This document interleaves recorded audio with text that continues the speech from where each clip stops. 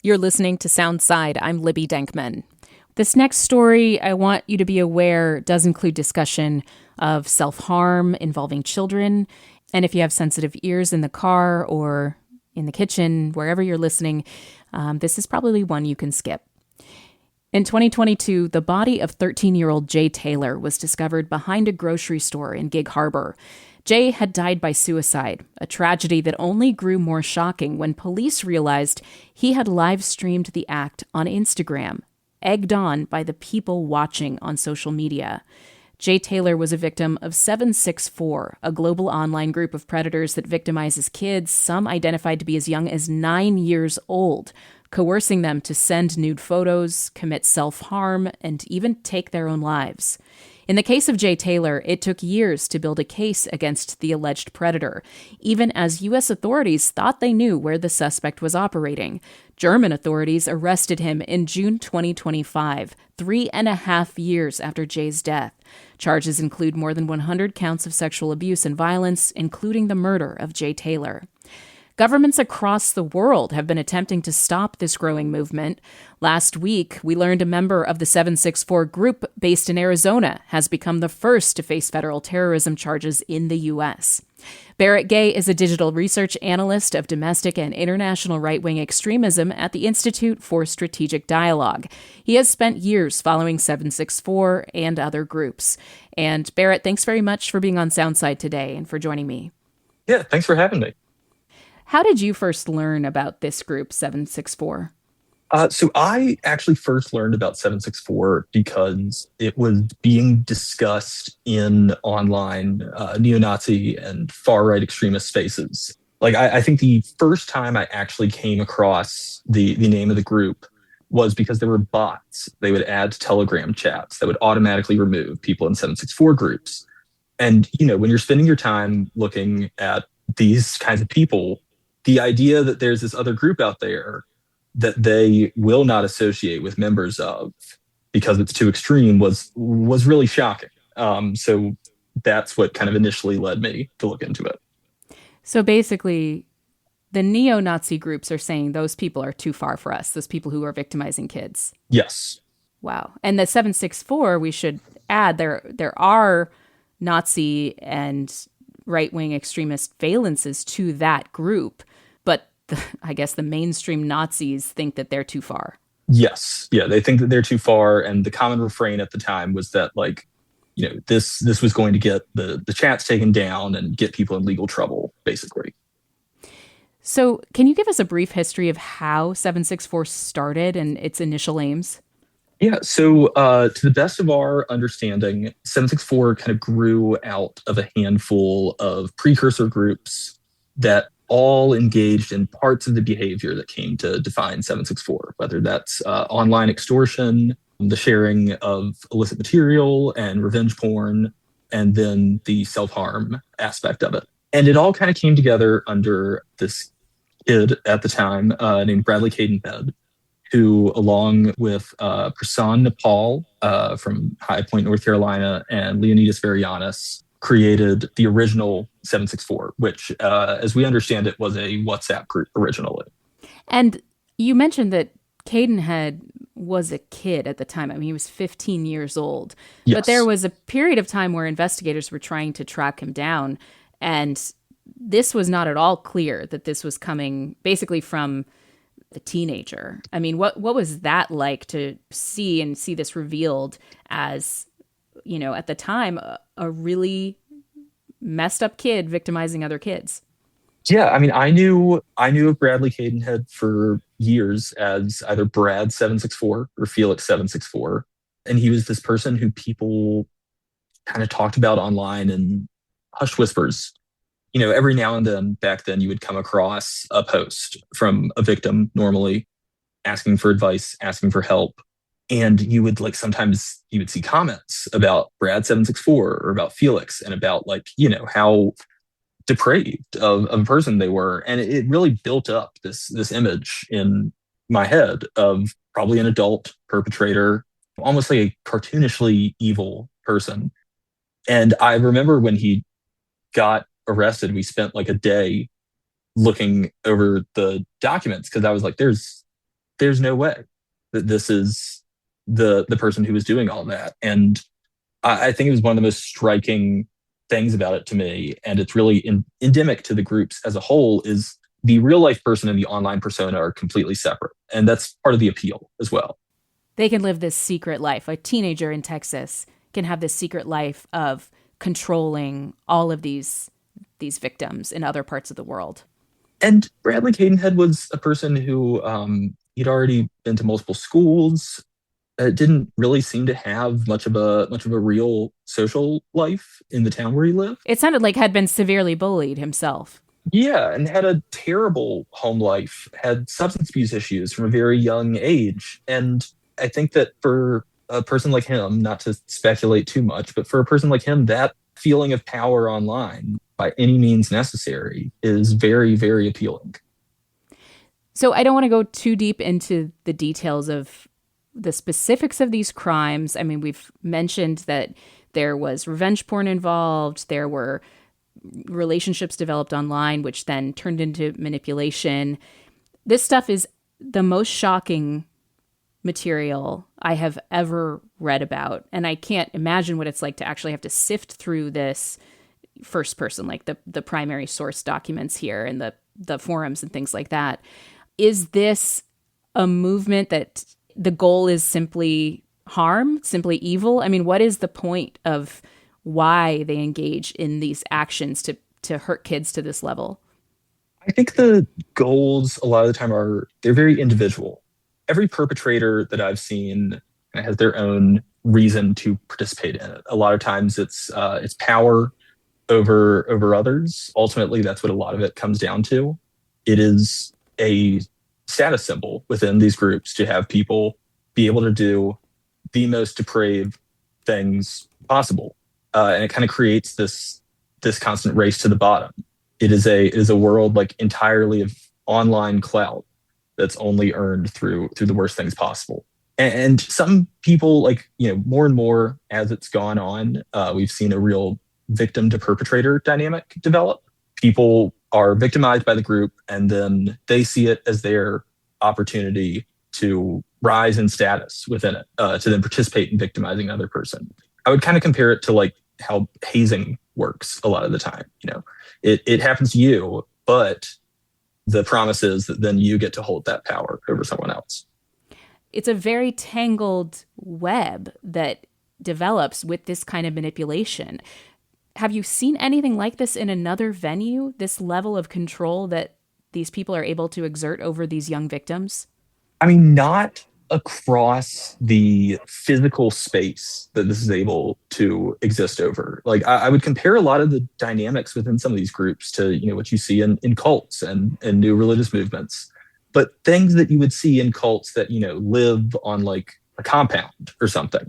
I think the really novel thing about it is the ability to control and abuse people over such distances and with such anonymity.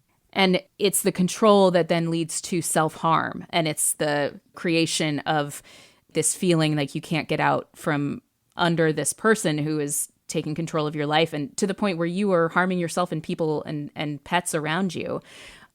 What are the methods that predators in 764 and these similar groups use to find these kids? And I think that every parent or every adult that cares about a child right now wants to know, like, how do they find kids and how do we stop them from finding kids?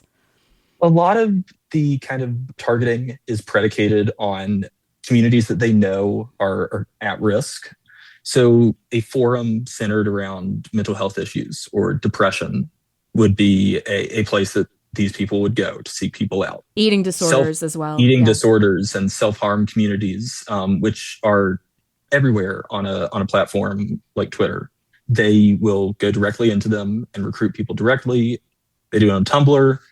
And I would say the kind of other mode of targeting that we see is this sort of quantity first approach. They publish guides on how to do it. And the guides either emphasize targeting very at-risk people who they know may not have, someone who they can go talk to about this. And also just messaging like 400 people a day. I read this one manual that's like messaging, I think, 200 people a day. They expect like 5 people to respond. I mean, it's a almost 24/7 thing for the participants. It very quickly consumes your entire life. I know you've read interviews with some of these survivors who were able to find help, and some of them really felt like they were in relationships with their victimizers, with these pedophile abusers. And I'm curious, what kind of insight do you have on these relationships and why they can be so powerful, the manipulation over these young people? Yeah, I think one of the things that really does give them a lot of power in these scenarios is the way that they're able to isolate people. The victim profile and participant profile is often someone who's incredibly online. And I don't just mean like, they post regularly, like 12 plus hours a day online. And they can take over your entire online life. Like, I mean, I've read statements from victims talking about 30 plus people within a group calling and messaging them at once when they try to leave. And the ability to isolate people like that and then offer yourself as a false means of support allows you to perpetrate that dynamic for a very long time. Another aspect that I would kind of emphasize is that a lot of the dynamics we see are the dynamics you would see in any abusive relationship. The methods don't really change that much. They meet them, they seem like a normal guy, they slowly come to control more and more of their life, and then they feel trapped and like they can't leave. So 764 is one group, and it maybe is the originator of this style of manipulation and harm, but there are other groups out there. There's this umbrella term, it's called the COM, like the community of people who use these tactics. Is it possible to estimate how many people globally are involved in these groups and then how many victims they may have? I mean, I guess to get a sense of the scale of this problem.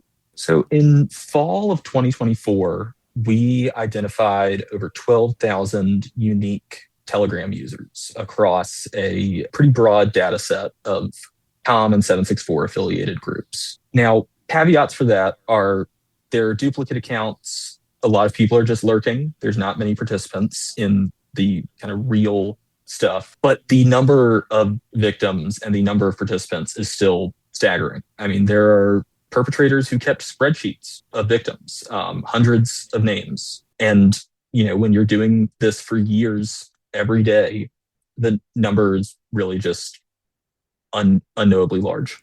And even though many of these people have been arrested, I mean, they are people who have child exploitation materials on their computers, but it seems to be hard for law enforcement to actually shut down these types of groups. Why is that? What are the barriers to getting at this problem? The biggest thing is that they're constantly iterative. Like they're always making new groups. It's kind of just like this deluge constantly. Because also Bradley Caden had kind of set the standard for what status within these spaces looks like. So part of status is having your own group. You name yourself and you control, and like you're the kind of shot caller in. I regularly see every Telegram channel I monitor get taken down. And then there's double the amount in the next week because people are impersonating other people or they're making new groups. And yeah, it's this constant stream. And you don't know for sure that all of the participants are in the US or will be easily extradited to the United States. Identifying victims is very difficult. It's really just, it just kind of confounds how we traditionally investigate and prosecute these sorts of crimes. What about the platforms? I mean, so Discord or Instagram or Telegram or wherever, what are they doing to try to address this? That's not something that I have a ton of visibility into in terms of their actual policy, but I would say that a lot of the ability of these things to exist on those platforms, in my opinion, is endemic to the structure of the platform. Discord is kind of designed to direct you to other Discords. That was a thing that we saw a lot, was there would be a normal Discord for young people, and people would say, hey, come join my small group. And then they join that group, and then the abuse and extortion starts. So I think some of it is kind of thinking about like the design itself, especially for the very young people who use these platforms. But I would say a lot of the problems that platforms face are similar to the ones law enforcement faces. You can just make a new email and make a new account. You can buy a new $50 phone from Best Buy. It's all about creating more. In the case of Jay Taylor, this young boy died by suicide on Instagram in 2022, and it took years for the alleged perpetrator to be arrested. They are, as my last check of the news, in Germany, still awaiting trial. This was a case that investigators based on the Kitsap Peninsula tried to pursue for years, but they could zero in on a suspect in Germany, but then German authorities had to start from scratch. When it comes to these kind of global investigations, are we just simply not set up to addressing them when a predator can reach across the globe and take a child in Gig Harbor like this? And yet investigators here just have very few tools to go after them and track them down without heavy coordination with local authorities. I mean, what do you think are the prospects of law enforcement cooperation and actually getting to the bottom of this? There's structural problems and they can be solved through what I would call kind of structural solutions. Like we are used to the concept of international terrorism or international drug trafficking and having to coordinate across borders and, across legal jurisdictions for that.